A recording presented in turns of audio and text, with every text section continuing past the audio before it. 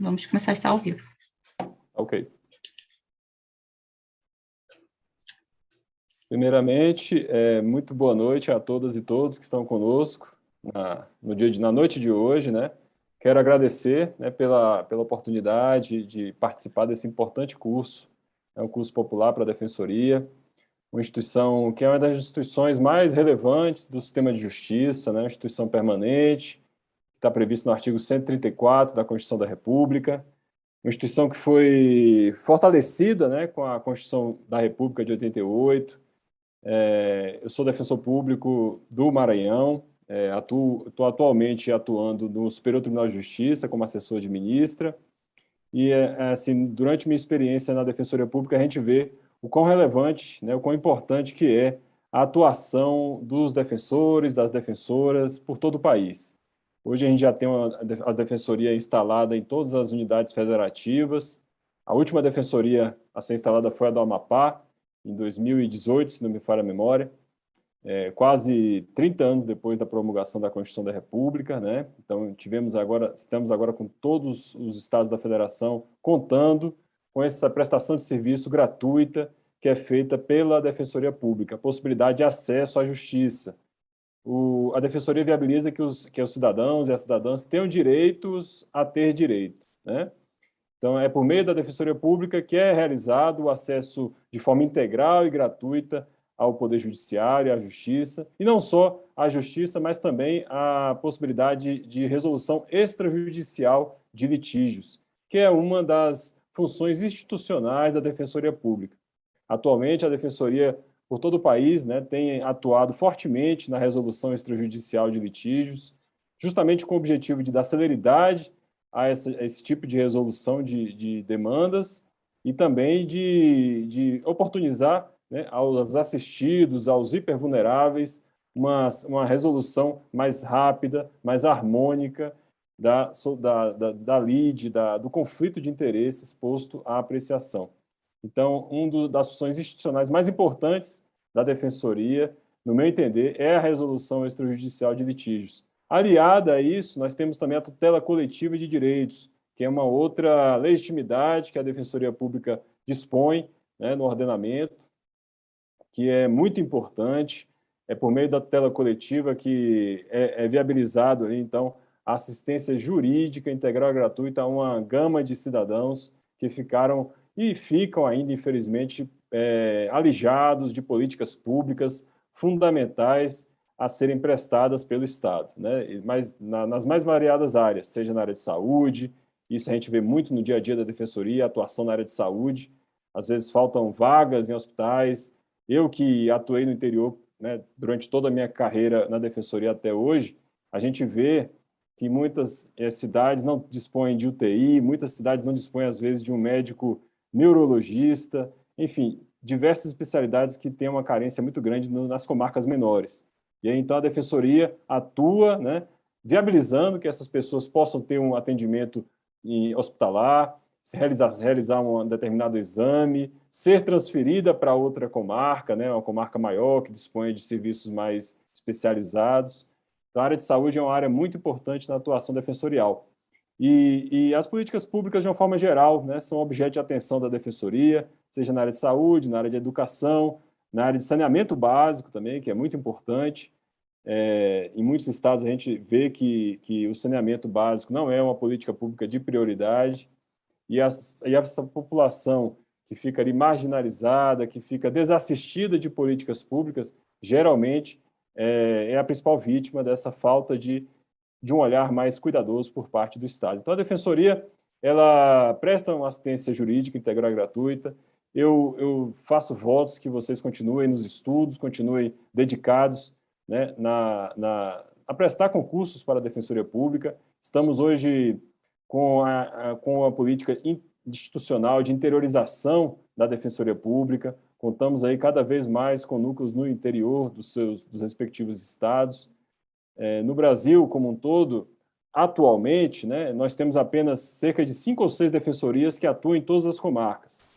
Então, assim, das 27 defensorias estaduais, apenas 5 ou 6 atuam em todas as comarcas.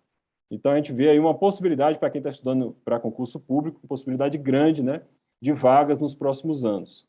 Temos perspectiva de edital publicado para a Defensoria Pública de São Paulo, Defensoria Pública de Rondônia já está aí, né, o concurso já está aí meio que em andamento já, ainda dá tempo para se preparar um pouco e se inscrever. Temos uma possibilidade de Defensoria Pública do Distrito Federal no próximo ano, o concurso está com prazo de validade vencendo por agora, então, cada vez mais eu acho que a gente vai ter mais editais aí na praça, mais editais publicados, para que todos, né, possam, então, tentar e conseguir ingressar nos quadros da Defensoria Pública. Então, meu nome é Rodrigo Casimiro Reis, eu não tinha me apresentado ainda, tenho aqui muita honra em estar na noite de hoje com todos vocês. Vamos falar sobre a Lei dos Crimes Hediondos, é uma lei muito importante, Lei 8.072 de 90.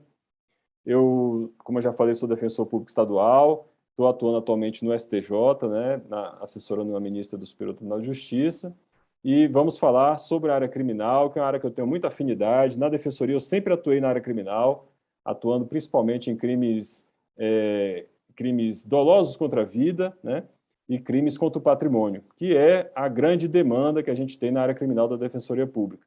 Então, eu sempre atuei nessas áreas, a área que eu tenho mais afinidade, sempre atuando, né, via de regra, com crimes hediondos, né, homicídios qualificados, acusações de roubo circunstanciado. Nessa aula de hoje, a gente vai falar sobre a Lei dos Crimes Hediondos, mas eu também vou me permitir falar um pouco sobre alguns delitos, de forma mais específica. Então, a gente vai meio que falar também sobre a parte especial do Código Penal, em alguns delitos, que é importante para compreender a própria lei dos crimes hediondos. A gente tem que entender a definição, o alcance de cada crime, para poder entender, compreender quais são os delitos previstos na Lei 8.072 de 90. Né?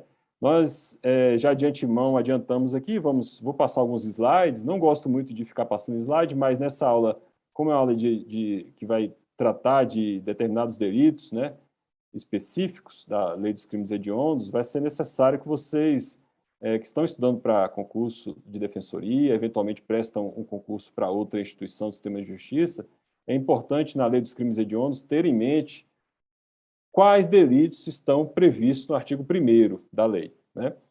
Cobra-se muito, né, neste tópico, né, esse tópico de crimes hediondos, cobra-se muito o que está previsto na letra da lei. Então, assim, é importante ler a letra da lei, ler o artigo 1º, memorizar os delitos que estão ali indicados no artigo 1º, e aqui a gente rememora que o artigo 1º da lei, ele é taxativo, então, apenas os crimes previstos no artigo 1º são considerados crimes hediondos. Tá? É importante também já frisar que a lei dos crimes hediondos não criou novos tipos penais. O legislador apenas pensou, selecionou delitos já existentes e os colocou, deu um regramento diferenciado, um tratamento diferenciado por meio da lei número 8.072 de 90, dando, via de regra, um tratamento mais rigoroso, porque, no entender do legislador, esses delitos são mais graves. Dentre os crimes da lei previstos na Lei 8.072, nós temos ali 2 delitos que têm as penas mais altas do Código Penal. Vamos tratar na aula de hoje. Muita gente pensa que os crimes com a pena mais alta são os crimes de homicídio, mas não são. Né? São os crimes de extorsão, mediante sequestro, qualificado pelo resultado morte, né? E também o crime de extorsão, né? Qualificado pelo resultado morte. Então, esses 2 delitos têm penas que variam de 24 a 30 anos. Então, a pena base desses delitos é de 24 anos. Então, são os delitos com as penas mais altas, aí, com a menor diferença entre a pena mais alta e a pena mínima, né? De 24 a 30 anos. Então, a gente vai começar a falar aqui sobre a Lei dos Crimes Hediondos, vou falar um pouco sobre a origem da lei, por que o legislador, né, editou essa lei, editou de forma até rápida, né? A Constituição Federal previa e prevê, né, um tratamento diferenciado para os crimes hediondos e equiparados. Vamos tratar também dos crimes equiparados a hediondos. Vamos ver o que isso significa. Né? A Constituição, no seu artigo 5º, prevê que haveria um tratamento diferenciado para os crimes hediondos. Isso em 88. Já em 1990, ou seja, menos de 2 anos ali após a promulgação da Constituição, a Lei 8.072 foi editada. Quem é da geração da década de 80, né, vai lembrar, como eu, né, vai lembrar, apesar dos meus cabelos brancos, eu sou da década de 80, vai lembrar que houve ali na década de 80 alguns casos mais graves ali, envolvendo algumas pessoas de notoriedade, né, na sociedade. Teve um sequestro do empresário Abílio Diniz, né? Ele foi sequestrado no ano de 1989, e teve também o sequestro do publicitário, né, o Roberto Medina, que teve que pagar 4 milhões de dólares para conseguir sua liberdade. Então, em razão de um agravamento no quadro criminal, né, uma escalada criminal, um aumento da violência, o legislador optou, né, aí, de acordo com os anseios da sociedade, via de regra na área criminal, o legislador sempre vai imbuído, sempre vai movido pelos anseios da sociedade. Ele optou por editar uma lei, né, e cumprir com o mandamento constitucional, editando uma lei de forma rápida, em menos de 2 anos após a promulgação da Constituição, e ali destinando um tratamento mais gravoso, mais rigoroso para uma série de delitos. Nós veremos aqui no decorrer da aula que essa lei foi alterada algumas vezes e, mais recentemente, foi alterada pelo denominado pacote anticrime, né? A Lei 13.964, de 2019, que inseriu no artigo 1º alguns delitos, classificando-os como hediondos. Tá? Essa lei, além de inserir novos delitos, também alterou a questão em torno da progressão de regime dos crimes hediondos e também alterou os requisitos para o livramento condicional dos crimes hediondos. Nós vamos abordar tudo isso, né, na noite de hoje. Espero que vocês possam compreender tudo que iremos falar aqui, que o material que será demonstrado para vocês seja útil, né? Busquei tratar desde a origem dos crimes hediondos da Lei 8.072 até os mais específicos requisitos que foram alterados pelo pacote anticrime ali no que tange à progressão de regime e livramento condicional. Ainda no tocante à origem da Lei 8.072, eu acho importante aqui falar sobre 3 movimentos. E aqui eu vou começar a falar sobre alguns temas que não são especificamente da Lei 8.072, né? São mais propriamente da parte geral ou até mesmo de criminologia, né? São 3 temas que talvez vocês já tenham ouvido falar ou já viram aqui por meio de alguma aula, né, de algum professor no nosso curso. E, primeiramente, é a questão do direito penal máximo, né? Iremos tratar aqui do direito penal máximo, movimento de lei e ordem, e também teoria das janelas quebradas. Esses 3 movimentos, né, na verdade, esses 2 movimentos e a teoria das janelas quebradas, constituir a motivação jurídica para que o legislador, então, o legislador brasileiro, editasse a Lei 8.072, dando um tratamento mais gravoso, mais rigoroso aos agentes condenados pelos delitos previstos no artigo 1º. Primeiramente, a gente vai falar um pouco sobre o direito penal máximo. O que seria o direito penal máximo? Talvez você já tenha ouvido falar em alguma aula aqui, mas esse ponto é importante para entender o porquê da edição da Lei 8.072. O direito penal máximo se contrapõe ao direito penal mínimo, né? Talvez você já tenha ouvido falar do direito penal mínimo, ele é defendido, entre outros autores, pelo jurista italiano Luigi Ferraioli, né? Ocorre que, em relação ao direito penal máximo, os doutrinadores que sustentam essa teoria defendem que o direito penal é a forma de controle social mais efetiva, ou seja, as soluções para os problemas da sociedade passam pela aplicação do direito penal. Eles defendem que a restrição da liberdade é a forma de controle social mais efetiva no combate a eventuais problemas relacionados a possíveis práticas delituosas. Desde práticas delituosas, em tese, mais leves, até as práticas delituosas mais gravosas. Então, esse é o primeiro ponto, direito penal máximo, né? Tratamos aqui acerca da origem dessa Lei 8.072. E aqui eu vou começar a passar um pouco a questão dos slides que eu preparei para a noite de hoje. Aqui nós abordamos os dois movimentos, né, que eu falei, e a teoria das janelas quebradas, que são as origens, né, a motivação jurídica que o legislador utilizou para editar a lei dos crimes hediondos. Então, em relação ao direito penal máximo, o que está aqui no slide é basicamente o que eu falei, né? Os doutrinadores que defendem essa corrente entendem que o direito penal, a aplicação da pena privativa de liberdade e até mesmo a aplicação da pena de morte para alguns delitos é a solução mais eficaz para o controle social. Tá? O movimento seguinte é o movimento de lei e ordem, que surgiu na década de 70 nos Estados Unidos. Ele tem um doutrinador que é o principal doutrinador que defende este movimento, é o Ralph Dahrendorf, né? Ele tem obra acerca dessa teoria. Isso, na verdade, é uma teoria que foi, então, levada à prática por meio do movimento de lei e ordem e que foi implementada mais recentemente, na década de 90, em Nova York, pelo prefeito Rudolph Giuliani. O prefeito Rudolph Giuliani, ele adotou esse movimento de lei e ordem. Nova York estava passando ali também, para quem é da década de 80, vai lembrar um pouco isso do noticiário. Nova York estava com índices de criminalidade mais altos, e aí, então, o prefeito, lá a Federação Norte-Americana é diferente, né, da nossa Federação Brasileira. A Federação Norte-Americana, ela partiu de estados independentes para, então, por meio de uma Constituição, formar uma federação com a união de alguns dos estados. Os estados lá têm mais autonomia do que os estados brasileiros. O Brasil era um país unitário, como é, por exemplo, o Uruguai, a Argentina, e aí partiu, então, para uma federação. Ele era um estado unitário que se tornou uma federação. E aqui os estados têm menos autonomia que nos Estados Unidos. E lá nos Estados Unidos, o prefeito Rudolph Giuliani adotou esse movimento de lei e ordem, então prevendo ali uma série de restrições aos direitos fundamentais, né?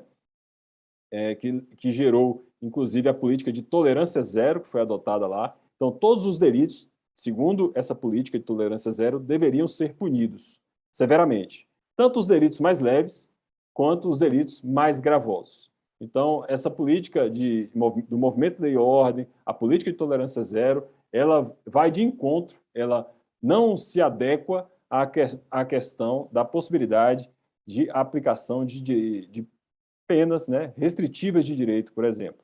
Esses métodos consensuais que nós temos atualmente, acordo de não persecução penal, transação penal, suspensão condicional do processo, eles não se adaptariam a um movimento de lei e ordem. A prioridade para o direito penal máximo e para o movimento de lei e ordem é pena privativa de liberdade.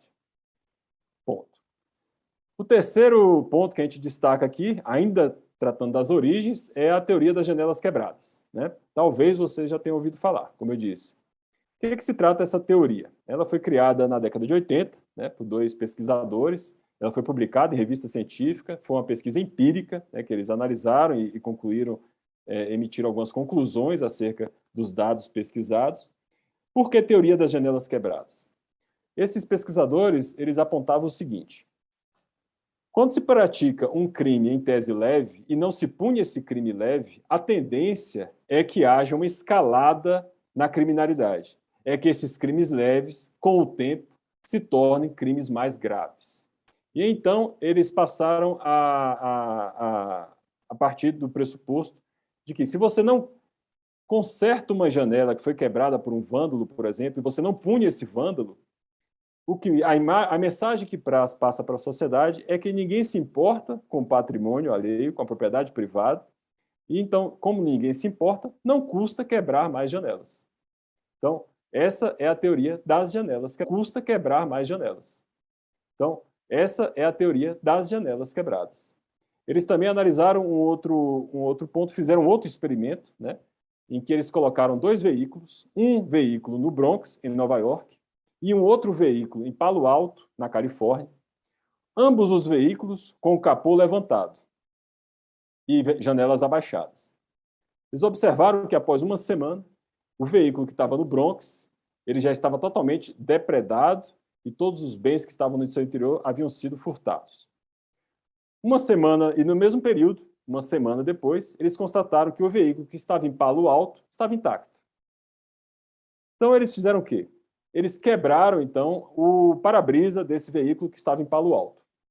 A partir desse momento, eles detectaram, na pesquisa, né, que foi feita, que 24 horas após, na verdade foram 48 horas após a quebra do para-brisa, eles detectaram que houve, então, uma crescente prática de delitos ali em torno do veículo, depredaram o veículo, furtaram, subtraíram tudo que estava dentro do veículo e ainda viraram o veículo de cabeça para baixo. Então, detectaram que, se você não cuida, se você não reprime uma prática delituosa leve, segundo eles, a tendência é que essa prática se torne uma prática mais gravosa. Então, o legislador brasileiro, atendendo o mandamento constitucional, né, que previa tratamentos mais gravosos para os crimes hediondos, e com base em doutrina, principalmente doutrina norte-americana, né, que são basicamente esses movimentos que eu citei, mais a teoria das janelas quebradas, editou a Lei 8.072 no ano de 1990, prevendo ali no seu artigo 1º uma série de delitos, né, que seriam objeto de um tratamento mais rigoroso, principalmente na área de execução penal, né, na área tanto na questão da dosimetria da pena, quanto também na execução penal por meio de progressão de regime diferenciado e livramento condicional também sujeito a uma série de requisitos mais rigorosos. Então, agora a gente vai começar a falar da Lei 8.072. E, mais uma vez, né, eu reafirmo aqui que é importante que leiam a lei, porque muitas questões que são cobradas em concursos públicos cobram basicamente a letra da lei.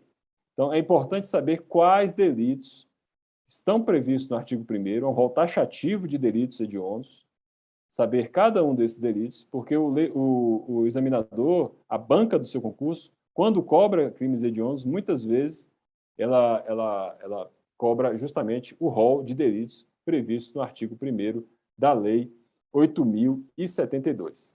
Aqui é só um ponto, um slide que eu trago para rememorar algumas coisas que eu já falei.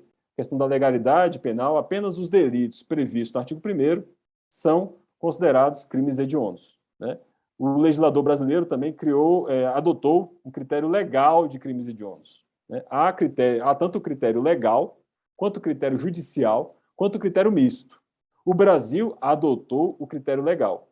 Apenas os delitos previstos no artigo 1º da Lei 8.072 podem ser considerados delitos hediondos.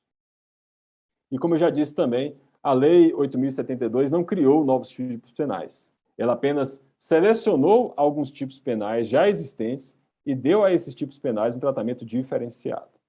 Tá? Então, vamos começar a falar aqui sobre os delitos previstos no artigo 1º da Lei 8.072.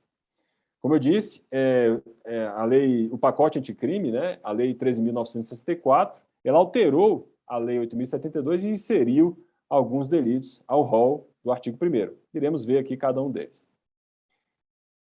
Aqui eu chamo a atenção, minhas amigas e meus amigos, né, futuros colegas, para o inciso 1, né, artigo 1º, inciso 1.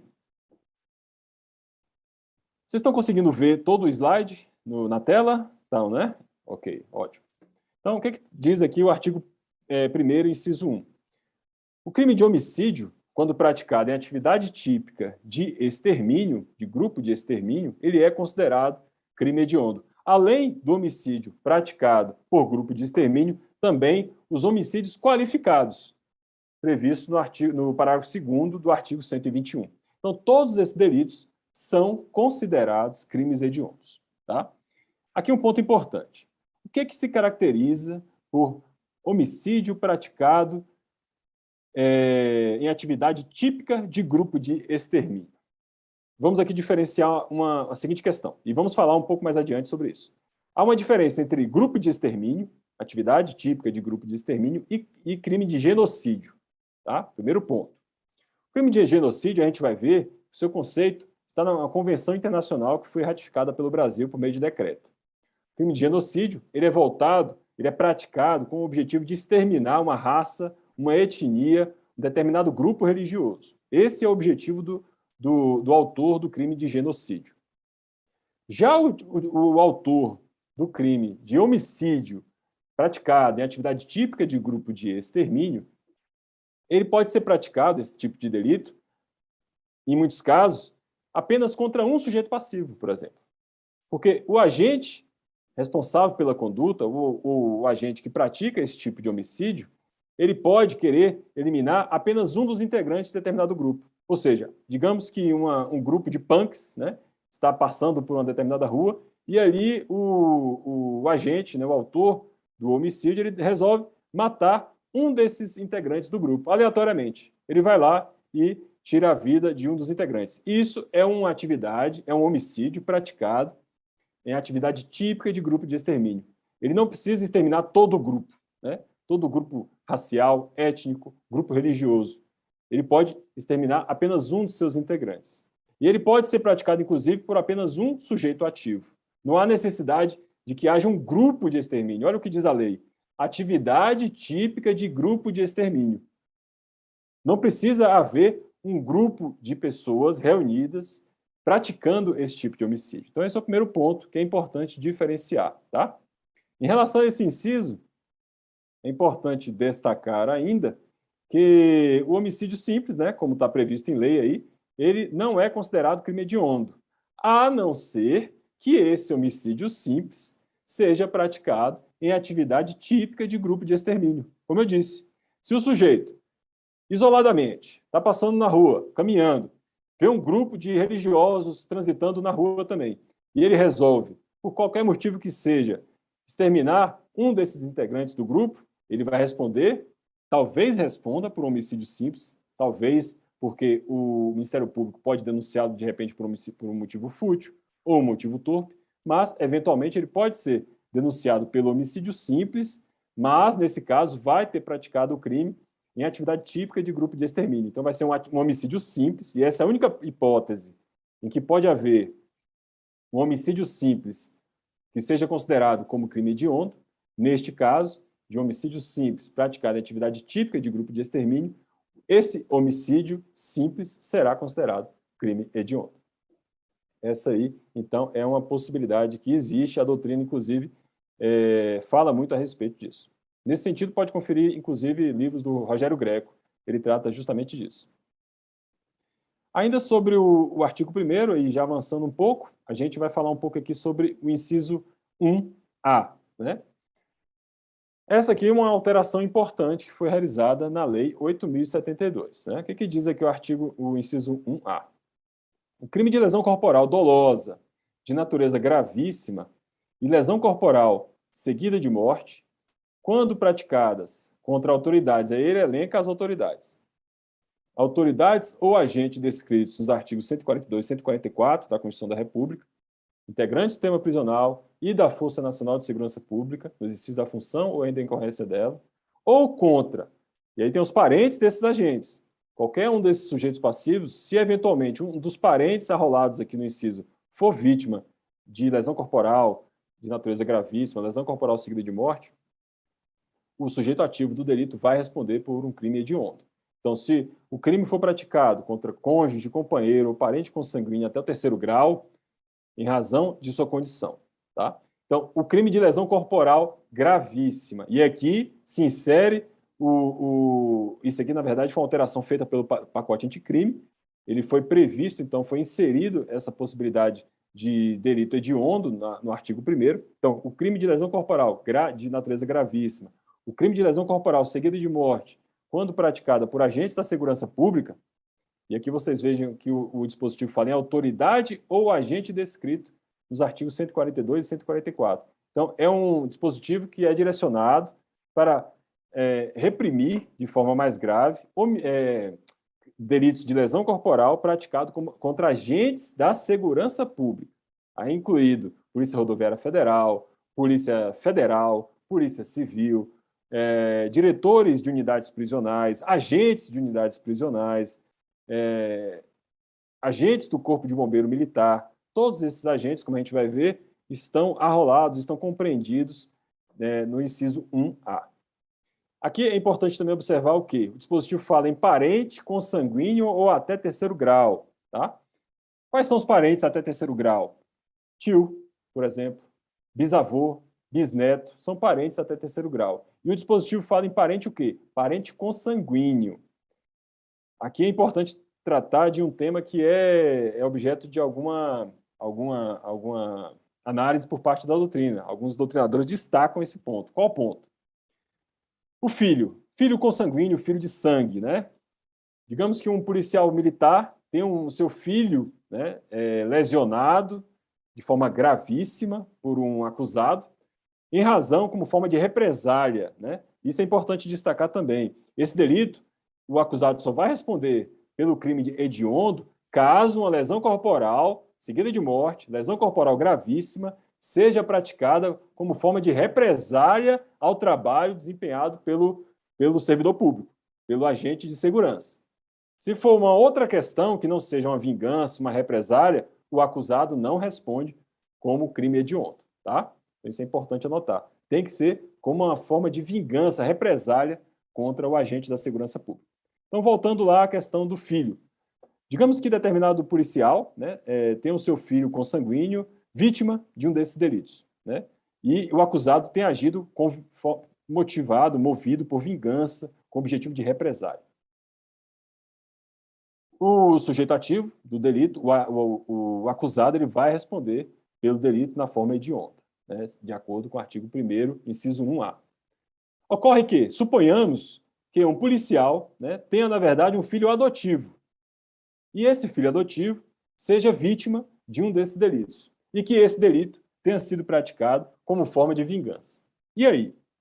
O acusado responde por esse delito na forma hedionda ou não?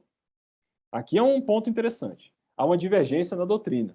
A maior parte da doutrina, e eu me filio a essa parte, entende o quê? Que o filho adotivo ele não está compreendido no rol taxativo do artigo 1º, inciso 1A. Embora seja um filho adotivo, né, e seja um filho com os mesmos direitos de um filho sanguíneo, consanguíneo, essa hipótese não foi prevista pelo legislador. E no direito penal nós temos o quê? O princípio da legalidade estrita, como forma de garantia e de limites, né? A própria persecução penal. É uma garantia que foi atribuída, prevista, né, na Constituição da República e é aplicável com muita importância, com muito relevo na área do direito penal e processual penal. Ponto. A maior parte da doutrina entende que o filho adotivo, não, nesse caso, não estaria, o crime praticado, né, contra o filho adotivo do agente de segurança não estaria abarcado pelo inciso 1A. Porém, nesse caso, o agente, o acusado, muito provavelmente vai responder por qual tipo de crime? Crime de homicídio qualificado pelo motivo torpe. Então, esse delito de homicídio vai continuar sendo considerado hediondo. Porque se um acusado pratica uma lesão corporal gravíssima contra o filho adotivo de um policial, movido por vingança ou represália, isso caracteriza motivo torpe. E então, embora não esteja compreendido no inciso 1A, estará compreendido no inciso, se for um crime de homicídio, estará compreendido no inciso 1 do artigo 1º da Lei 8.072. Tá? Então, esse é o ponto importante a ser destacado aqui. Trazemos aqui, inclusive, o rol, né, de autoridades, de agentes compreendidos no artigo 1º, inciso 1A. Veja que, basicamente, o artigo diz respeito apenas a agentes da segurança pública. E aí vem a pergunta: e se o crime for praticado contra um juiz, um promotor? O acusado vai responder na forma do artigo 1º, inciso 1A? Ou seja, se é uma lesão corporal gravíssima, uma lesão corporal seguida de morte, for praticada por vingança contra um juiz e um promotor. Neste caso, não se aplica o inciso 1A, justamente porque esse dispositivo prevê apenas a possibilidade de uma responsabilização penal mais gravosa para delitos praticados contra agentes de segurança. Tá? Então, mais uma vez, o princípio da legalidade incide neste caso. Aqui eu trouxe algumas questões, né? São duas questões interessantes, foram cobradas pela Defensoria, né? Em provas da Defensoria. A Defensoria do Rio Grande do Sul, inclusive, a prova foi aplicada este ano, e trata da seguinte questão: o reconhecimento da causa especial de diminuição de pena, que é um ponto importante a ser lembrado nesse tópico, né? A gente está falando sobre homicídio qualificado, o artigo 1º, inciso 1, trata do homicídio qualificado, é um crime hediondo. Agora, digamos que esse crime de homicídio qualificado seja, na verdade, um crime de homicídio qualificado privilegiado, né? Houve a prática de um crime de homicídio por motivo fútil, digamos, né, suponhamos. Ocorre que esse crime de homicídio foi praticado com respaldo ali de alguma causa especial de diminuição de pena, um homicídio privilegiado. O agente tenha sido movido por relevante valor social, relevante valor moral ou mesmo violenta emoção, né? Então, teremos um crime de homicídio qualificado privilegiado. Esse tipo de delito, ele é considerado crime hediondo? Houve divergência, né, por um certo tempo na doutrina e na jurisprudência, mas atualmente, tanto a jurisprudência quanto a doutrina está pacificada no sentido de que homicídio qualificado privilegiado, justamente em razão dessa natureza subjetiva do privilégio, ele não é considerado crime hediondo.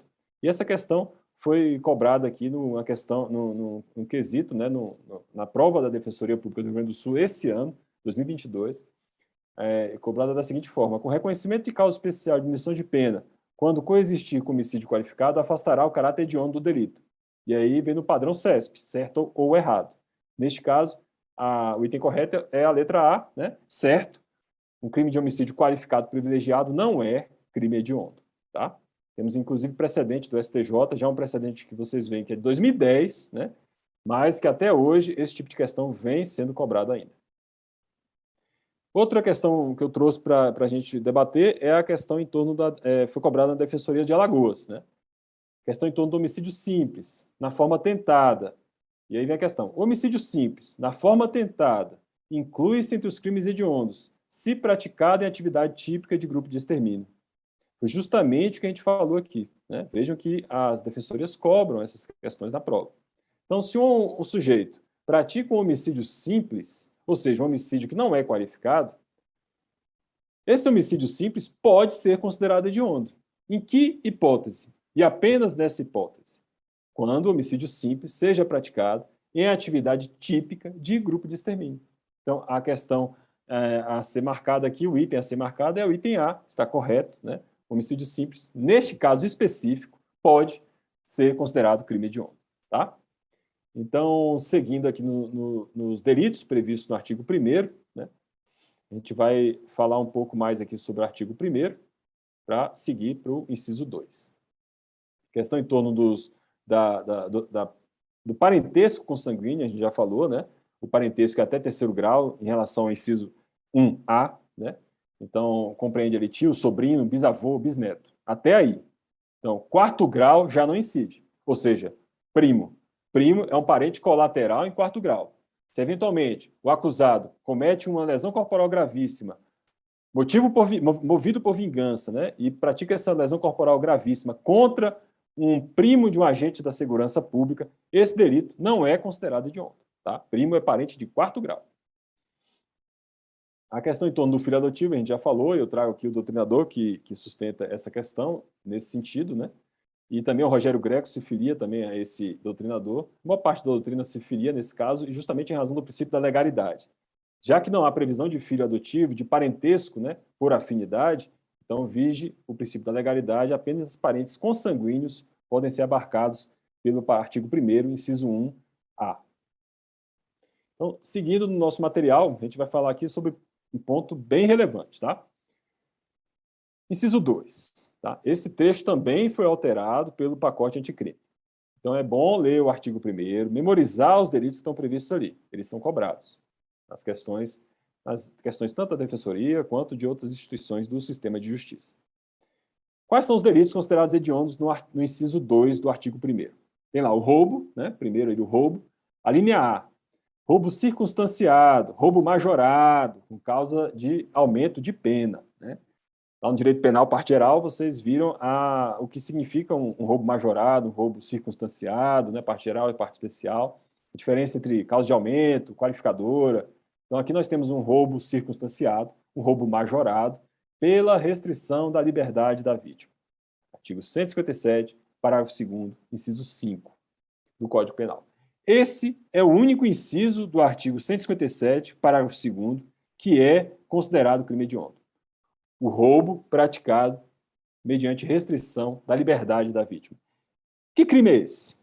Esse, por exemplo, é o crime do sequestro relâmpago. Como é que ocorre o sequestro relâmpago? Determinado sujeito priva a vítima de sua liberdade por um curto período de tempo. Esse período não pode ser prolongado, tá? E aí se aplica o princípio da razoabilidade em relação a esse espaço de tempo. Vai variar de caso a caso, mas se aplica o princípio da razoabilidade. Isso é o que diz a jurisprudência. Então, o acusado, ele priva a vítima de sua liberdade por um curto espaço de tempo, com o objetivo de subtrair os bens dessa vítima mediante violência ou grave ameaça. Então, isso ocorre muito no sequestro relâmpago. E é justamente em razão do aumento, né, do número de sequestros relâmpagos que o legislador, atendendo o anseio social, inseriu a linha A no inciso 2, prevendo o roubo circunstanciado pela restrição de liberdade da vítima. Todas as outras hipóteses previstas no artigo 157, parágrafo 2º, não são crimes hediondos. Ou seja, um roubo majorado pelo concurso de pessoas não é crime hediondo.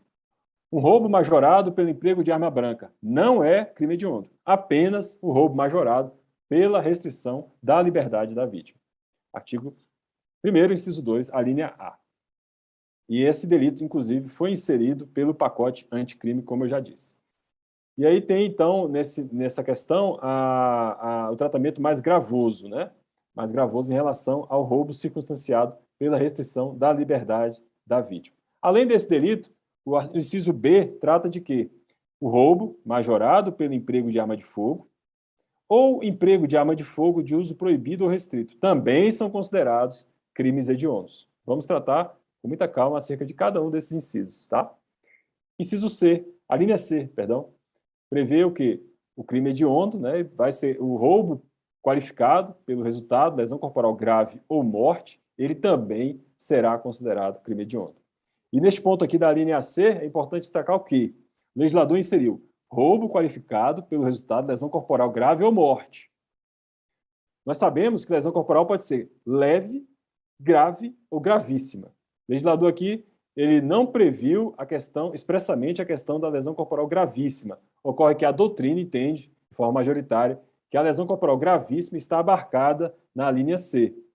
Porque não faz sentido prever uma lesão corporal grave como hediondo e uma lesão corporal gravíssima como não classificada como crime hediondo. Então, a doutrina majoritária entende que a lesão corporal gravíssima está também abarcada no inciso 2, a linha C do artigo 1º. Tá? Então, vamos aqui tratar do primeiro ponto, questão em torno do roubo majorado pela restrição da liberdade da vítima. Esse crime ele tem que ser praticado de duas formas. Né? O agente ele tem que estar movido para praticar esse tipo de crime, que é muito comum a questão em torno do crime do sequestro relâmpago. Ele deve praticar essa restrição da liberdade da vítima como meio para a consecução do crime, para a consumação do delito de roubo. Ou restringir a liberdade da vítima com o fim de evitar a ação policial. Então, o agente tem que estar movido por essas duas possibilidades. Né? Ele deve atuar motivado, seja pelo objetivo de consumar o delito de roubo, seja com o objetivo de evitar uma ação policial. E aí se aplica, em relação ao período de restrição da liberdade, o princípio da razoabilidade, da proporcionalidade. Né? Não pode ser um período prolongado. Por que não pode? Se for um período prolongado, haverá, então, concurso material entre o delito de roubo e o delito de sequestro. Tá? Então, tem que ser um período que não seja muito prolongado. E aí a gente traz uma outra hipótese tratada pela doutrina. Se o agente, após subtrair os pertences da vítima, continue a manter essa vítima no seu porta-malas. Então, o agente abordou determinado cidadão no seu veículo, né? Ele pede, então, ali um celular que está dentro do veículo, uma bolsa, a vítima entrega essa bolsa mediante violência ou grave ameaça, né? É um crime de roubo, já está configurado.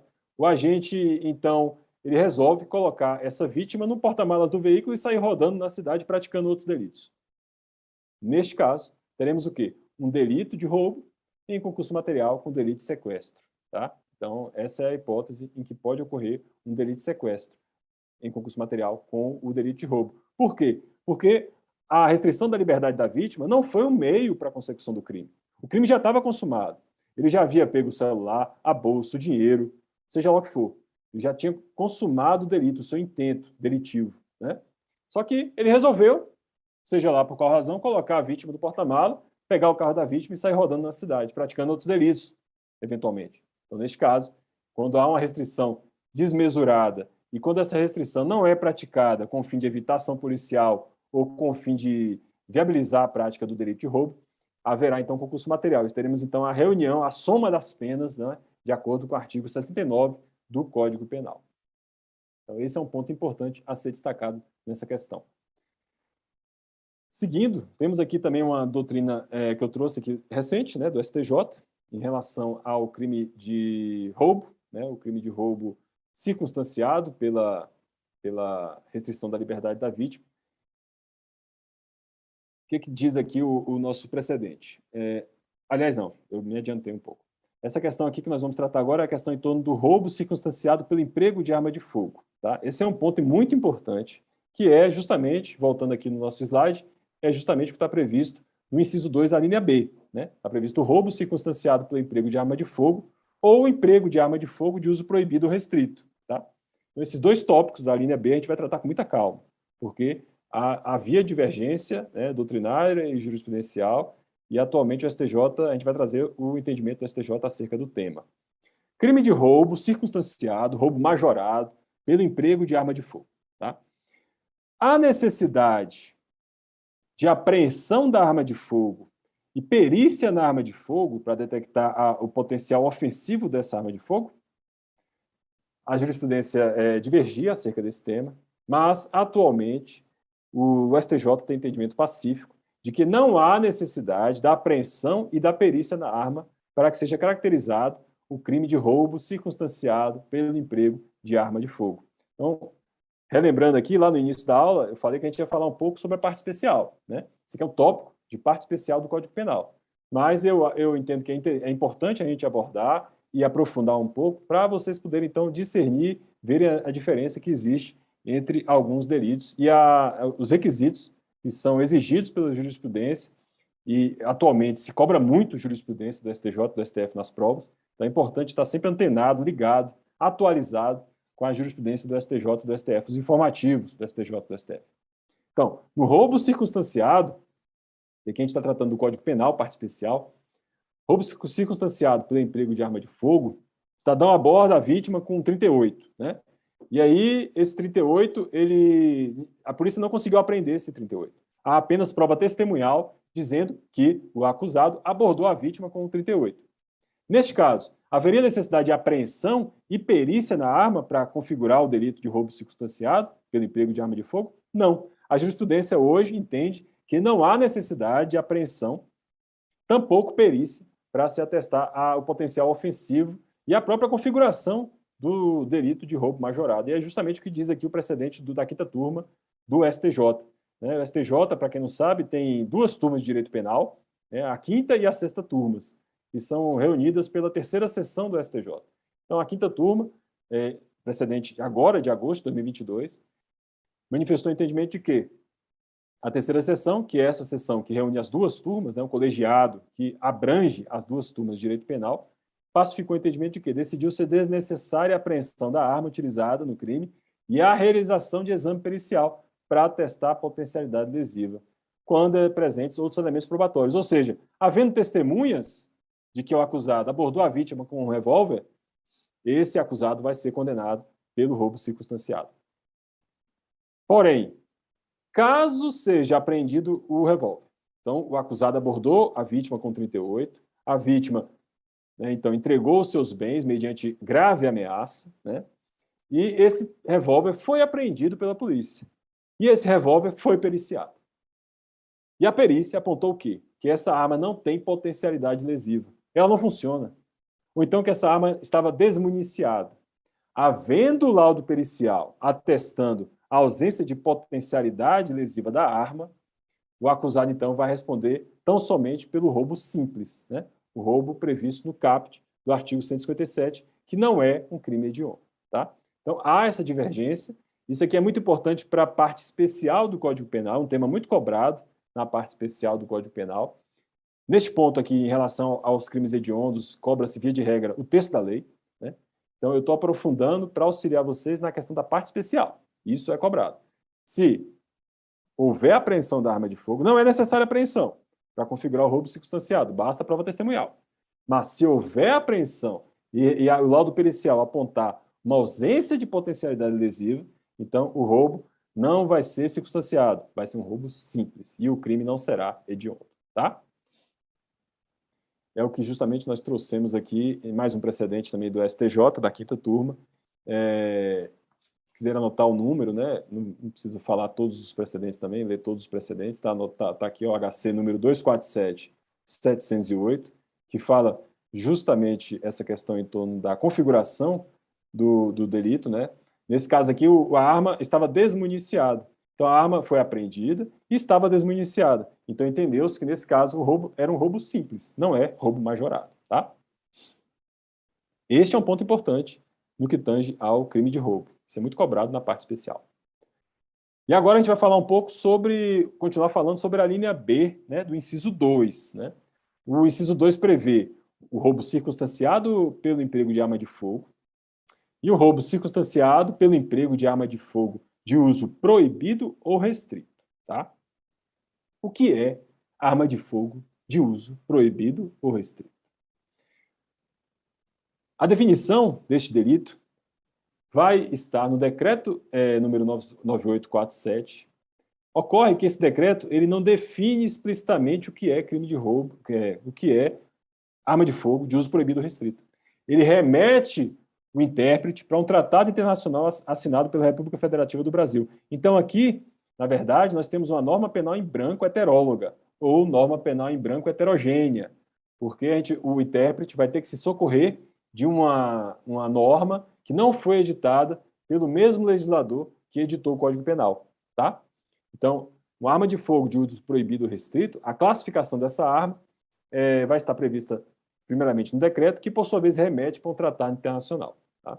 Mas esse ponto, a questão em torno da definição do que é uma arma de fogo de uso proibido ou restrito, não é cobrada em prova. Isso aqui é só uma curiosidade que eu trouxe, né, para demonstrar que essa linha B, inciso 2, a linha B, né, do artigo 1º, tem essa peculiaridade. Tá? É uma norma penal em branco que remete para uma norma diversa daquela editada pelo legislador.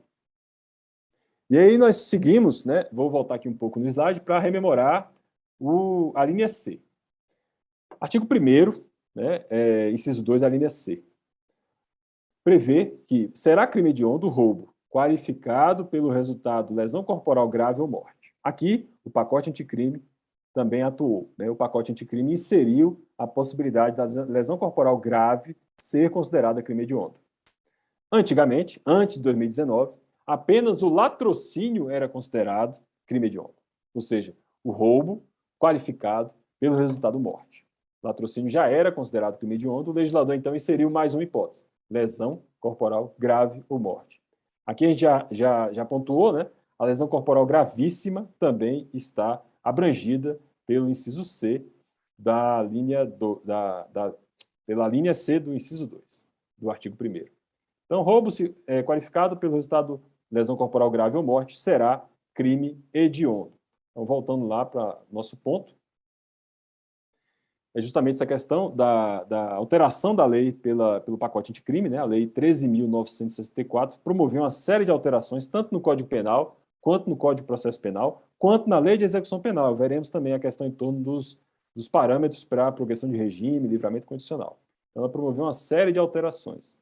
E aqui um ponto importante da lei, aqui também é um parêntese que eu vou fazer, a lei, o pacote anticrime, e isso é muito importante, né, para quem presta concurso para a defensoria, ela inseriu a questão em torno do juiz de garantias, né, juiz das garantias. Foi inserido pelo pacote anticrime, foi um ponto importante, né, inserido pelo pacote anticrime, e foi suspenso, né, o juiz das garantias foi suspenso por decisão liminar do ministro Luiz Fux, né, em janeiro de 2020, e encontra-se até hoje suspenso. A aplicabilidade desse dispositivo está suspensa até os dias de hoje. Então aqui eu fecho parênteses, né, falando sobre juiz de garantias, que é um tema de processo penal. Então, a gente, voltando a falar sobre lesão corporal grave, gravíssima ou morte, né, o roubo qualificado pela lesão corporal grave, gravíssima ou morte, tanto a forma consumada quanto a forma tentada são consideradas crimes hediondos. Tá? Esse é um ponto importante de se destacar. E um outro ponto importante também que a doutrina aponta, e aí a gente fala um pouco sobre responsabilidade penal objetiva, né? Qual é o ponto? É a questão em torno do resultado. O resultado, lesão corporal grave, gravíssima, principalmente o resultado morte, ele tem que ser decorrente de uma conduta do acusado. Ele tem que ter agido e causado diretamente esse resultado morte. Tá? Por exemplo, e a gente recorre sempre aos exemplos para ficar mais fácil a compreensão. Digamos que o acusado ele aborde o cidadão com a arma de fogo, né? Exige ali a entrega de um relógio, de um celular, e a vítima, em razão de um problema cardíaco, falece. Ela tem um colapso cardíaco e falece. Esse acusado vai responder por latrocínio, nesse caso? Não. Nesse caso, não, porque esse resultado morte não foi causado diretamente pelo acusado. Ele queria apenas praticar um crime de roubo. Ocorre que, em razão de uma particularidade da vítima, da qual o acusado não tinha conhecimento, a vítima, então, veio a falecer por um problema cardíaco, né? Então, caso houvesse a responsabilização do acusado pelo crime de latrocínio, nesse caso, estaria, então, o Estado estaria incorrendo, então, numa responsabilidade penal objetiva, que não é admitida pelo direito penal, tá? A responsabilidade penal tem que ser sempre subjetiva, ou seja, o acusado tem que agir sempre com dolo ou com culpa, para que se tenha, então, a responsabilização penal, para que possa, então, ser atribuída a ele a prática delitiva. Então, se uma eventual morte ocorre durante um crime de roubo e essa morte decorre de fatos particulares da vítima, da qual o acusado não tinha conhecimento, não há que se falar em crime de latrocínio, não há que se falar em crime hediondo, tá? Esse é um ponto importante. Aqui, mais uma vez, eu vou falar sobre parte especial. Esse tema não é cobrado na lei dos crimes hediondos, tá? Mas na parte especial do Código Penal é muito cobrado, porque havia muita divergência no STJ acerca do tema. Latrocínio. Digamos que determinado cidadão, né, o acusado, né, o agente, o sujeito ativo do delito, ele, na prática do roubo, mata 2 ou 3 pessoas. Né? Isso eu, inclusive, já atuei em casos assim. O cidadão foi, abordou um determinado proprietário de um veículo e, durante a ação, ele matou 2 pessoas. Matou o proprietário e matou o passageiro. Qual é a imputação que vai ser feita? Qual é a imputação correta a ser feita a esse acusado? Ele vai responder por apenas um latrocínio ou vai responder por 2 latrocínios? Vai responder por 2 latrocínios em concurso material, em concurso formal ou em crime continuado? Isso cai muito na prova.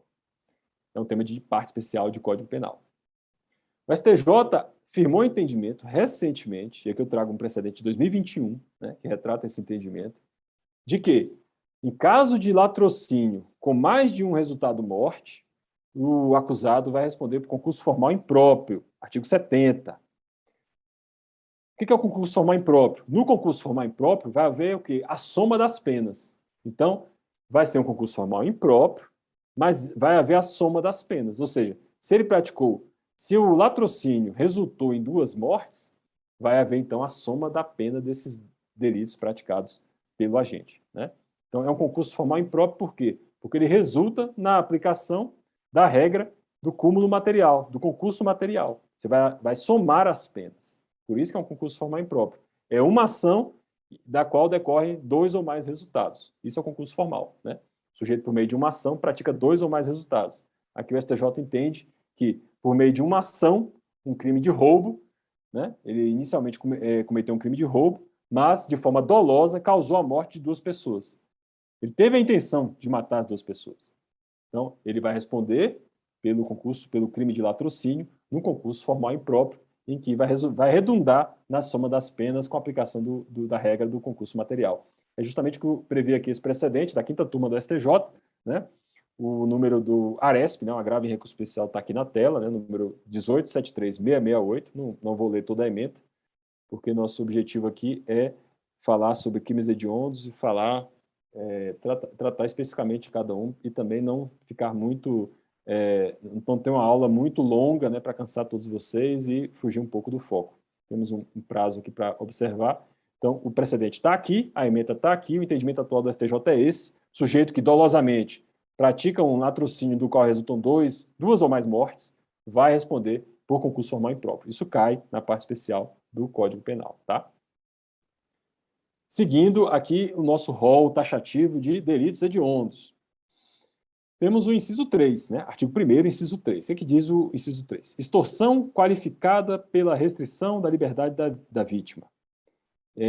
Ocorrência de lesão corporal ou morte. Artigo 158, parágrafo 3º do Código Penal. Temos aqui mais uma hipótese, né? Esse primeiro trecho do inciso trata de mais uma hipótese de sequestro relâmpago.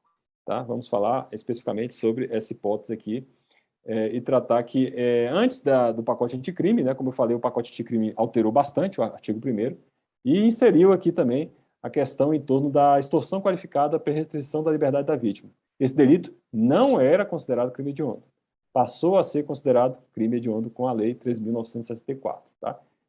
Além disso, todas as modalidades de extorsão qualificada, né, previstas no artigo 158, são consideradas crimes hediondos. Tá? Então, além do artigo 158, parágrafo 3º, né, que tem a lesão corporal ou morte, todas as hipóteses do artigo 158 do Código Penal são também, agora, atualmente, consideradas crimes hediondos.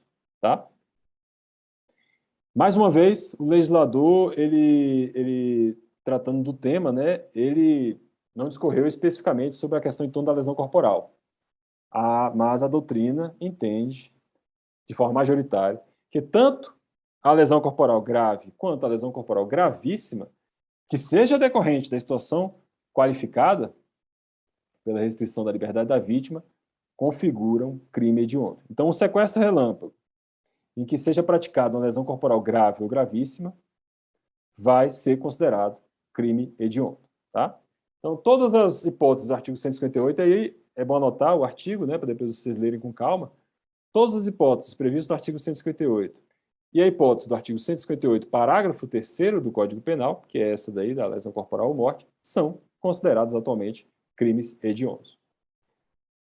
Mais uma vez, falando sobre sequestro relâmpago, rememorar, né, importante rememorar que o sequestro, que a restrição da liberdade da vítima tem que ser praticada com o objetivo de facilitar a consumação do delito ou impedir a ação policial. Se o acusado ele pratica a extorsão e, após praticar a extorsão, pega a vítima e coloca no porta-malas e deixa a vítima na cidade vizinha, com medo que a polícia estivesse ali seguindo a vítima, eventualmente, ele vai responder pelo quê? Crime de extorsão em concurso material com crime de sequestro. É nos mesmos moldes que a gente comentou anteriormente. Tá? Então, nesse caso, vai ser concurso material, sequestro e extorsão. Um outro ponto também importante de frisar aqui nessa questão da extorsão, que aí é mais um ponto que cai, muitas vezes, em parte especial do Código Penal, que é a diferenciação entre extorsão e roubo. Né? Qual é a principal diferença entre roubo e extorsão? Participação da vítima, a atuação da vítima. No roubo, a vítima não precisa exercer nenhum tipo de atuação. A vítima está caminhando na rua, o cidadão portando uma arma de fogo, ameaça a vítima e exige a entrega do celular. A vítima entrega. Pronto. Ou então o próprio acusado pega. Vai lá no bolso da vítima e pega. Pronto, é um roubo consumado. Na extorsão, não. O acusado, ele depende da vítima. Ele depende que, por exemplo, no sequestro relâmpago, que a vítima insira seu cartão no caixa eletrônico, que a vítima insira sua senha e pegue o dinheiro. Então, na extorsão, para consumar uma extorsão, né, para que seja consumada a extorsão de forma definitiva e exauriente, a vítima vai precisar o quê? Participar do delito. Ela vai precisar auxiliar de alguma forma, né, mesmo que indiretamente, contra a sua vontade, né, já que ela está sendo extorquida com violência ou grave ameaça, ela vai precisar, no sequestro relâmpago, por exemplo, inserir seu cartão e digitar sua senha, tá? Então, essa é a principal diferença, e isso é uma questão de direito penal, parte especial. Essa é uma diferença, a diferença mais importante em relação ao roubo e à extorsão. Então, aqui tratando do inciso 3, a gente está falando de extorsão qualificada pela restrição da liberdade da vítima e extorsão da qual decorra lesão grave, gravíssima ou morte. Esse é o inciso 3 do artigo 1º, artigo da Lei 8.072. Então, seguindo nesse tema, a gente vai falar agora em relação à questão da vantagem, né? Ainda neste ponto, um ponto importante e que a doutrina diverge nesse ponto, é a questão em torno da vantagem. Qual vantagem que o acusado pode estar buscando por meio da extorsão? Só vantagem econômica ou qualquer tipo de vantagem? Por exemplo, a vantagem, né, algum tipo de benefício sexual. A doutrina majoritária entende que apenas a vantagem econômica é que está prevista que pode ser abarcada pelo artigo 1º, inciso 3, tá? Apenas a vantagem econômica. Por quê? Porque o crime de extorsão, ele está dentro do capítulo que trata dos crimes contra o patrimônio. Então, o agente ele tem que estar buscando uma vantagem econômica. Essa é a doutrina majoritária.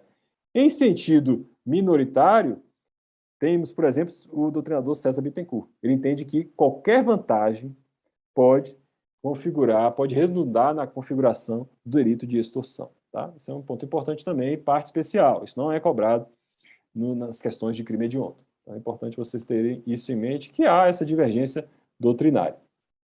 Nós já falamos aqui sobre a questão em torno do concurso material, do sequestro e da extorsão. Vamos avançando, inciso 4. Artigo 1º, inciso 4. É considerado também crime hediondo o delito de extorsão mediante sequestro e na forma qualificada. Aqui vemos o quê? Que há uma extorsão mediante sequestro, ou seja, há uma restrição da liberdade da vítima por um tempo mais prolongado. Tá? Então, não é aquela restrição episódica, temporal, de uma forma temporal mais curta, abreviada, não. Aqui é uma extorsão mediante sequestro. Essa extorsão mediante sequestro, inclusive, pode ser praticada na própria residência da vítima. Digamos que o acusado entre na residência da vítima, com o objetivo de subtrair bens, né, patrimônio da vítima, e aí restringe a liberdade da vítima, mantenha ela lá dentro da residência sem poder sair. Isso configura crime de extorsão mediante sequestro. Tá? Então, não precisa que a vítima esteja em via pública, né, e aí, então, seja restringida a sua liberdade, ou que seja colocado no porta-malas e, eventualmente, restringida a sua liberdade também. A vítima, dentro de sua residência, pode ser vítima de sujeito passivo de um crime de extorsão mediante sequestro. Então, tanto a extorsão mediante sequestro quanto a extorsão na forma qualificada são consideradas delitos hediondos. Tá? Isso é muito importante a gente pontuar. Então, no crime de extorsão mediante sequestro, todas as suas formas são consideradas hediondas, até mesmo na forma simples. Por quê? Porque o legislador entendeu que a extorsão mediante sequestro causa um grave dano, inclusive psicológico, para as vítimas. Né? Quem fica mantido em sequestro, né, como eu disse lá no início, né, alguns delitos que motivaram o legislador a criar de forma mais rápida a Lei 8.072, foram os delitos de sequestro. Sequestro do empresário Abílio Diniz e sequestro de um publicitário, Roberto Medina. Então, são crimes que o legislador entende como graves, que redundam em danos psicológicos às vítimas. Né? Já trabalhei também em crimes, em processos de sequestro, em que determinada família ficou mantida refém dentro da sua própria residência por várias horas, né? Enquanto os agentes subtraíam os bens, e realmente a gente percebe claramente que as vítimas geralmente sofrem os danos psicológicos. Então, essa questão, esse cuidado aí, essa atenção que o legislador teve com a extorsão mediante sequestro, inserindo-a, né, no rol de crimes hediondos, a gente viu na prática isso acontecendo também. E foi um dos motivos pelos quais esse delito foi considerado crime hediondo. Temos aí também, como já dissemos, a questão em torno das penas mais graves do Código Penal. Né? Penas mais graves que eu digo, que é aquela em que há uma diferença muito pequena entre a pena base e a pena máxima, que é a questão em torno da extorsão mediante sequestro que resulte morte da vítima. Tá? A pena nesse crime também é de 24 a 30 anos de reclusão. Tá? Então, a pena base do agente vai ser de 24 anos de reclusão. É um crime complexo, né, como vocês já devem ter visto na parte especial, porque ocorre o que? A reunião de figuras típicas. Né? O crime de extorsão mediante sequestro é a união de um crime de roubo com um crime de sequestro. Então, é um crime complexo, classificado como complexo pela doutrina. E já falamos sobre a questão em torno da vantagem, né? É uma vantagem patrimonial que deve ser buscada pelo acusado, pelo agente. E falamos também a questão em torno da vítima, do crime poder ser consumado na próprio interior da residência da vítima. Né? Não há necessidade que a vítima esteja em via pública ou em local público. Tá? Continuando aqui, esses pontos são mais breves, né, mais rápidos, porque, via de regra, cobra-se texto de lei, como eu disse. O pacote anticrime fez algumas alterações nesse tópico também. Né? Sabemos também que houve alteração no crime de estupro. Né? Antigamente havia o atentado violento ao pudor. Né? Atualmente o estupro abrange tanto o crime de estupro, que já era conhecido, né?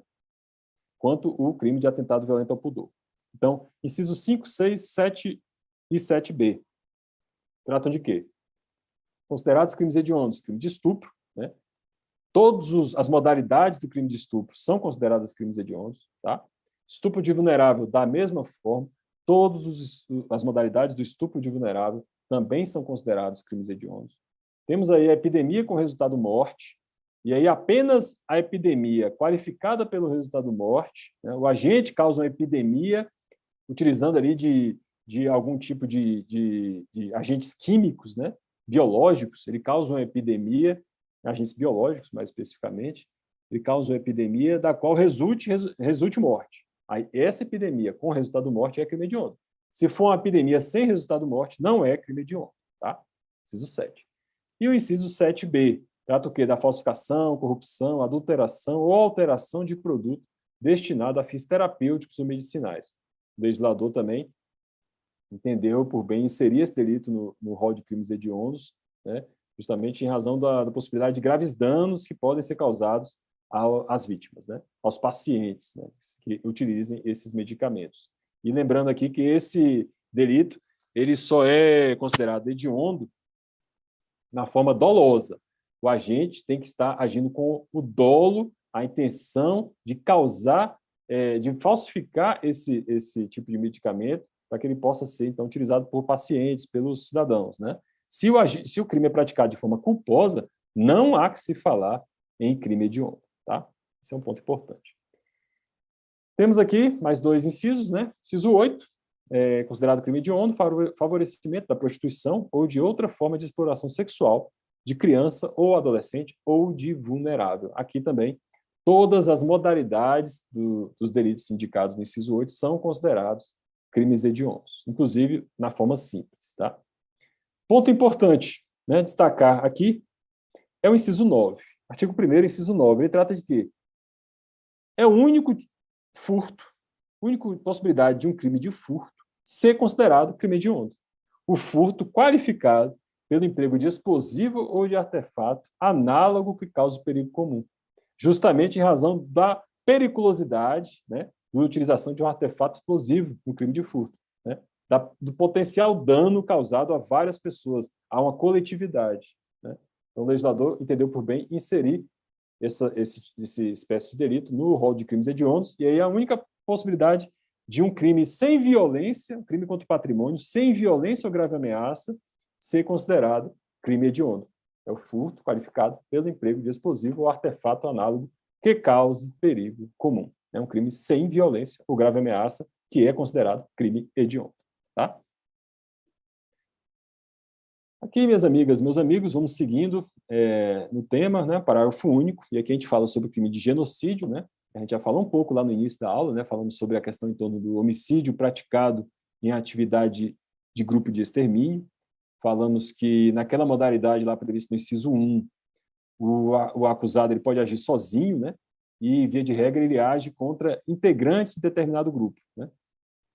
Pode ser um crime praticado em razão de orientação sexual, pode ser um crime praticado em razão contra determinada vítima porque pertence a um grupo religioso, enfim, as mais variadas formas, né? E aí temos a diferença entre crime, já falamos, né, sobre essa diferenciação entre crime de genocídio e crime de homicídio praticado em atividade típica de grupo de extermínio. O crime de genocídio ele foi criado, essa palavra genocídio, ela foi criada após a Segunda Guerra Mundial. Até então não se utilizava essa palavra genocídio, foi criada justamente em razão do genocídio praticado pelos nazistas contra os judeus, né? Mais de 6 milhões de judeus foram assassinados, aniquilados na Segunda Guerra Mundial, estritamente pelo fato de pertencer a um grupo religioso, né? Então, a definição do crime de genocídio, como a gente está tratando aqui do tema, está prevista na Convenção, né, para a Prevenção de Repressão do Crime de Genocídio. Foi promulgada pelo Brasil em 1952, né, é o decreto 30.822. Quando um tratado internacional ele é promulgado pelo Brasil, esse tratado ele é incorporado à legislação pátria e passa até então, via de regra, status de lei ordinária. Aqui já é um tema de direitos humanos. Vamos falando um pouquinho sobre esse tema, né? Já estamos falando sobre genocídio mesmo, vale a pena tratar desse tema. Se um tratado de direito internacional versa sobre direitos humanos, aí não. ele já é recepcionado, né, desde que seja incorporado por decreto, ele já vai ser recepcionado no ordenamento com status supralegal. Então, o STF tem entendimento já pacífico a respeito do tema. Então, via de regra, tratado internacional ratificado pelo Brasil, incorporado na legislação por meio de decreto, é recepcionado como lei ordinária. Tratado internacional que verse sobre direitos humanos, que seja ratificado pelo Brasil por meio de decreto, ele entra no nosso ordenamento com status supralegal, uma hierarquia superior à lei ordinária. Agora, se o tratado internacional for aprovado de acordo com o artigo 5º, parágrafo 2º da Constituição Federal, aí esse tratado internacional vai ter status de emenda constitucional, tá? Aqui já é um tópico de direitos humanos e direito internacional e direito constitucional, né, basicamente, que a gente está tratando aqui. Então, a definição do genocídio, ela está prevista em tratado internacional, que foi assinado pelo Brasil, né, e o crime de genocídio, de acordo com essa convenção, ele visa destruir, aniquilar, né, no todo ou em parte, um grupo nacional, étnico, racial, religioso. Essa é a definição de genocídio. Então, a prática do crime de genocídio, que visa exterminar um grupo em razão de sua origem étnica, ou por ser um grupo religioso, ou por ser um grupo nacional, determinado grupo nacional, né? Esse tipo de delito cometido, esse delito vai ser classificado como crime de genocídio e vai ser um crime hediondo. Tá? Então, essa é a definição do crime de genocídio. Um crime praticado com o objetivo de destruir grupo nacional, étnico, racial, religioso. Então, por exemplo, Iraque. Não é só na Alemanha nazista que aconteceu o genocídio, tá? Já aconteceram genocídios em vários países do mundo. Inclusive, em 1992, foi praticado o crime de genocídio na Bósnia, país do leste europeu, né, em tese mais civilizado. Em 1992, a Bósnia praticou o crime de genocídio contra determinado grupo étnico do seu país, né, e a OTAN, inclusive, teve que intervir militarmente lá na questão da Bósnia. O Iraque, na época de Saddam Hussein, também já exterminou os curdos, né? Então, também foi um crime de genocídio praticado recentemente, né? Década de 80. Então, assim, não foi só na Alemanha nazista que aconteceu o genocídio. Infelizmente, nossa sociedade, vez por outra, está diante desse crime bárbaro. Inciso 2, né? Parágrafo único, inciso 2. Também é considerado crime hediondo, crime de posse ou porte ilegal de arma de fogo de uso proibido previsto no artigo 16 da Lei 10.826. Tá? Aqui a gente vai ter que tratar de algumas peculiaridades aqui. O que fala do artigo, mais uma vez? Crime de posse ou porte ilegal de arma de fogo de uso proibido previsto no artigo 16.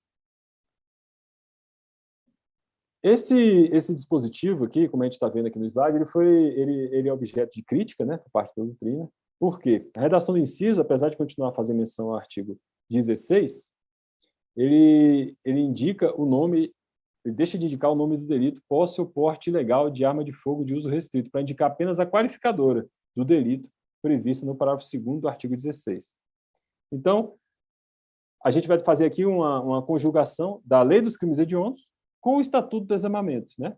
O Estatuto do Desarmamento é a Lei 10.826 de 2003. E a gente vai tratar aqui, eu vou, por meio de um quadro, explicitar de forma mais objetiva qual é o crime que é considerado hediondo pela nossa legislação. Então, crime hediondo, em relação ao inciso 2 do parágrafo único, é o crime de posse ou porte ilegal de arma de fogo de uso proibido. Tá? O dispositivo ele não foi atualizado e aí, então, é importante ter isso em mente. A doutrina aponta, a jurisprudência também é pacífica nesse ponto, somente é crime hediondo a posse ou porte ilegal de arma de fogo de uso proibido. E a definição da arma de uso proibido, como eu disse, está no Decreto Presidencial 9847, que, por sua vez, remete a um tratado internacional. Tá? Então, apenas a posse ou porte de arma de fogo de uso proibido é considerada crime hediondo. A posse ou porte ilegal de arma de fogo de uso restrito não é considerado crime hediondo. Tá? Então, esse quadrinho aqui é importante ter em mente, né? Se for possível anotar, fazer essa diferenciação, porque isso é cobrado quando essa questão em torno, quando é cobrada essa questão em torno do porte ou posse de arma de fogo, ela vem geralmente cobrando nesse sentido, tá? Nessa diferenciação entre o que é crime hediondo e o que não é crime hediondo. A posse ou porte de arma de fogo de uso restrito, ou seja, aquelas armas utilizadas pelas Forças Armadas, por exemplo, né? Digamos que determinado cidadão seja esteja na posse de uma artilharia antiaérea, né? Isso é uma arma de fogo de uso restrito. Só as Forças Armadas podem usar esse tipo de arma, né? Uma .50, que é uma artilharia antiaérea, né? Para uma arma terra-ar, né? Uma arma que é disparada da terra em direção a um avião, a um helicóptero, é uma arma terra-ar. Isso é uma arma de uso restrito. Esse não é considerado um crime hediondo, tá? Isso é importante. Arma de uso proibido. Esse, por sua vez, é considerada um crime hediondo, tá? É importante diferenciar isso. Seguindo aqui no tema, e lembrando que a definição de arma de crime de uso proibido, tá? No decreto que, por sua vez, remete a um tratado internacional. Basta saber que arma de uso proibido é crime hediondo. Arma de uso restrito não é crime hediondo, tá? Basta isso para a prova. Geralmente é só prova objetiva que cobra isso. Quando cobra, é isso. Seguindo aqui, parágrafo único, inciso 3, né? Também é considerado crime hediondo, crime de comércio ilegal de armas de fogo. O que é importante pontuar aqui? Tem que haver o quê? Uma habitualidade nesse comércio. Então, tem que ser um crime praticado por um comerciante, né? Um industrial que esteja fabricando ou comercializando essa arma de fogo. Caso um determinado cidadão, esporadicamente, né, uma vez na vida, tenha vendido uma arma de fogo para um amigo, né? Para um interessado, vendeu uma arma de fogo na vida. Esse cidadão não vai responder por crime hediondo, porque não há o quê? Uma habitualidade na prática desse delito. Tem que haver o quê? Uma habitualidade na prática do comércio ilegal de arma de fogo, tá? Isso é importante frisar. Seguindo aqui, temos o parágrafo único, inciso 5, né? Também é considerado crime hediondo. Qual crime? O crime de organização criminosa, quando direcionado à prática de crime hediondo ou equiparado. Crime de organização criminosa. Esse é um crime que tem sido objeto de atenção por parte da comunidade internacional. Né? Atualmente, todos já têm ideia, já têm noção da problemática que envolve o crime organizado, né, nas mais diversas áreas, seja tráfico de entorpecentes, seja tráfico de armas, tráfico de pessoas, né? Também é muito, infelizmente, também é muito comum, né? Tráfico de pessoas. Tudo isso redunda na prática do crime de organização criminosa, né? O crime de organização criminosa tem sido objeto de atenção por parte da comunidade internacional, e eu destaco 2 tratados, né? A Convenção de Palermo e a Convenção de Mérida, para quem tiver eventualmente interesse em ler.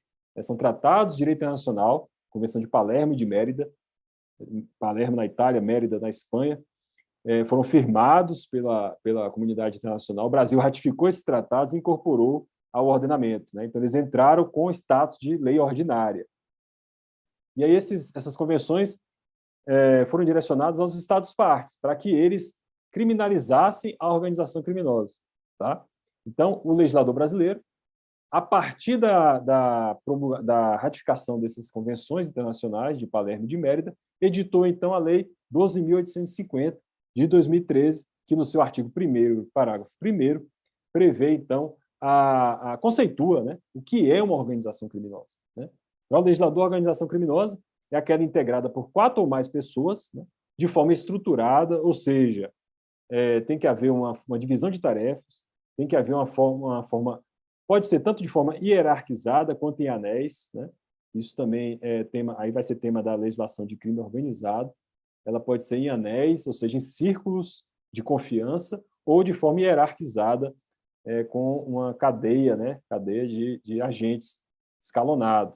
Mas ela tem que ser o quê? Composta por 4 ou mais pessoas, tem que haver um liame subjetivo, unidade de desígnios, tem que haver uma estabilidade e permanência, né?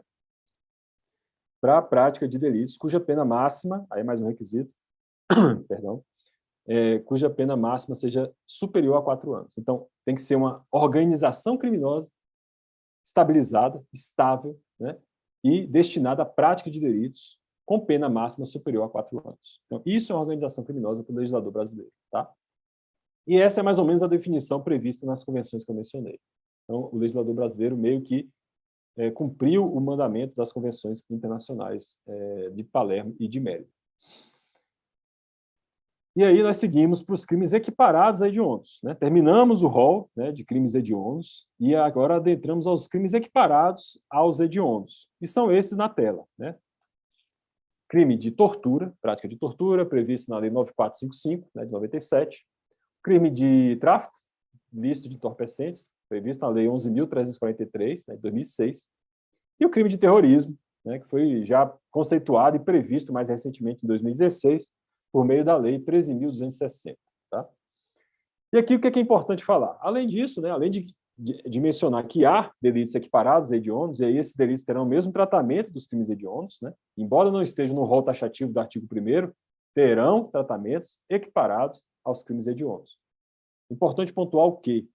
Importante pontuar em relação ao denominado tráfico privilegiado. O que é o tráfico privilegiado?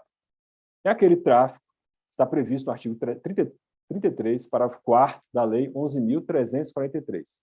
Tráfico praticado por um agente que seja primário, que não integre a organização criminosa, ou seja, o agente tem que ser primário, não pode integrar a organização criminosa. Tá? Então, esse agente, desde que satisfeitos os requisitos do artigo 33, parágrafo 4º, ele vai ser condenado, caso reste demonstrada a prática do tráfico, né, vai ser condenado com a causa especial de diminuição de pena.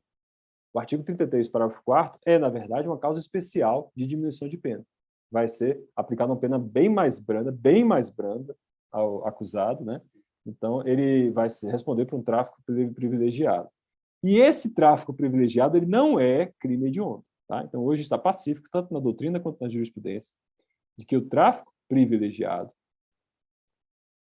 não é considerado crime hediondo. Eu falei que é pacífico, mas, na verdade, há alguns doutrinadores que defendem o contrário. O Rogério Greco entende que esse crime ainda continua a ser um crime hediondo, mas ele é, como eu disse, uma doutrina minoritária nesse ponto, e a jurisprudência está sedimentada, pacífica, de que o crime de tráfico privilegiado ele não é equiparado a crime hediondo. Tá? E aí é justamente o que está previsto na Lei 8.072, é justamente o que decorre aí da exigência, né, do mandamento constitucional do artigo 5º, inciso 43 da Constituição da República, né, que prevê esses delitos, prevê a equiparação desses delitos aos crimes hediondos. Tá? E aí nós temos mais alguns requisitos. Aqui é texto da lei, né? O texto da lei prevê o quê? Que os crimes hediondos equiparados, eles são insuscetíveis de anistia, na verdade a lei fala anistia e graça, né?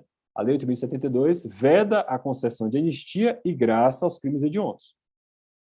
Agora, além da anistia e da graça, a doutrina aponta que o indulto também não pode ser concedido aos agentes condenados por crimes hediondos. Né? Aqui nós já estamos tratando de um agente que foi condenado. Anistia, graça e indulto são causas extintivas da punibilidade. Artigo 107, inciso 2. Então, o acusado que foi condenado, então já é um apenado, né? Ele já tem uma pena a cumprir.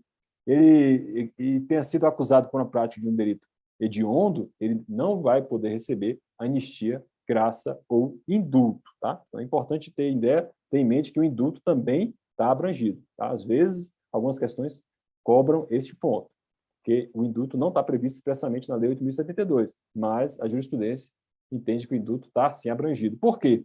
Porque, na verdade, graça e indulto são muito semelhantes. Né? A graça, na verdade, é um indulto individual, que pode ser concedido pelo presidente da República.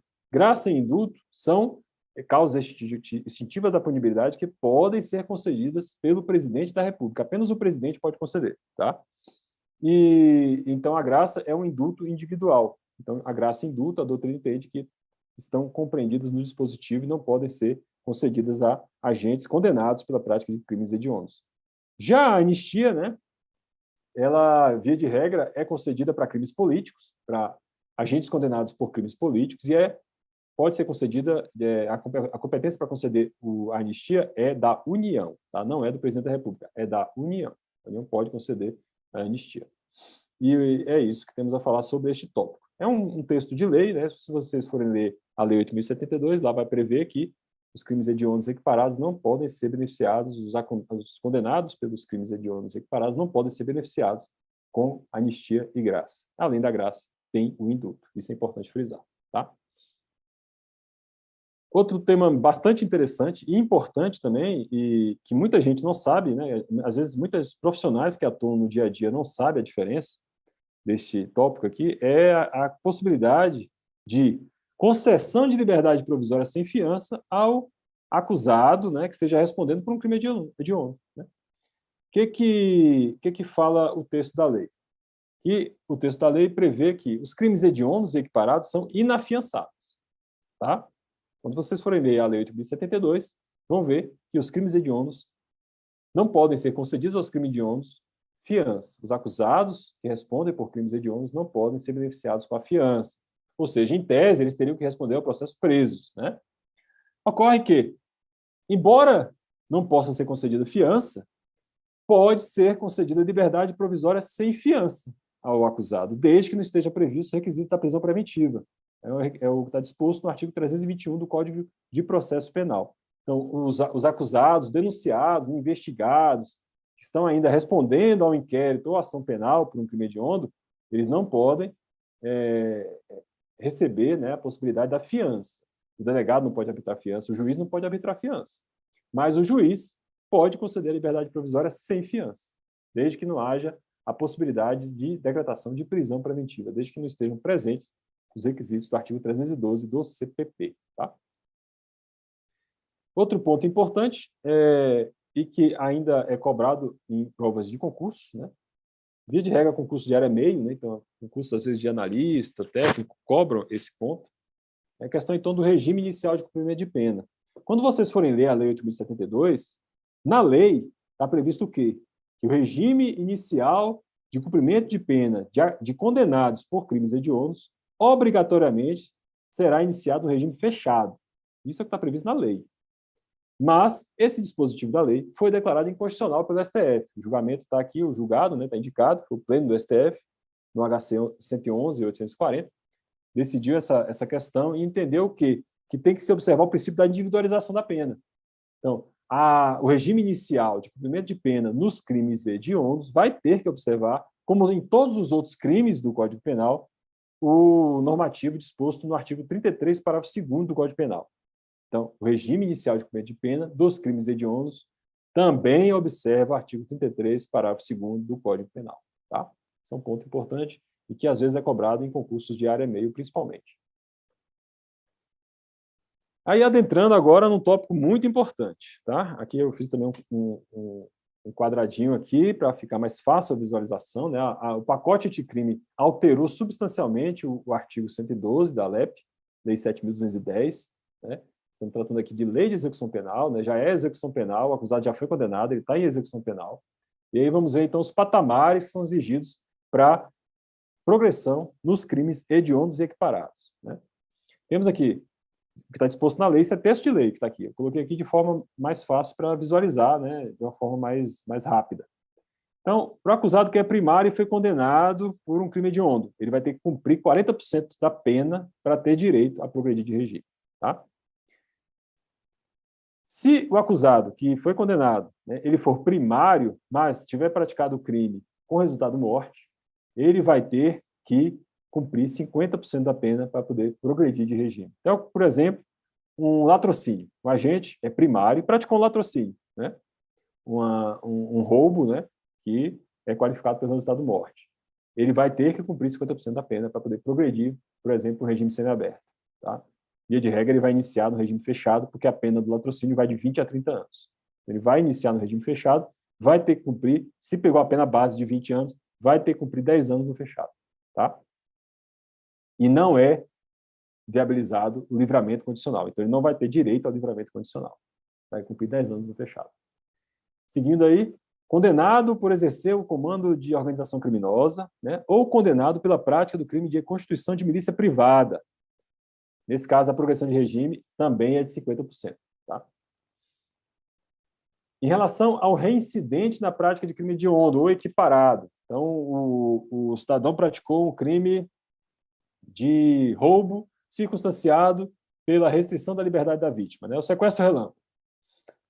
O condenado por esse delito, desde que seja reincidente, né? Se esse agente que praticou o sequestro relâmpago for reincidente, na prática de crime hediondo, é importante, tem que ser uma reincidência específica, né? Um reincidente em crime hediondo vai ter que cumprir 60% da pena para progredir de regime. Tá? E, por último, temos a questão em torno do reincidente, né, que seja condenado por um crime, né, com resultado morte. Então, o agente que causou um latrocínio, né, ele praticou um crime de latrocínio, e suponhamos que ele seja reincidente.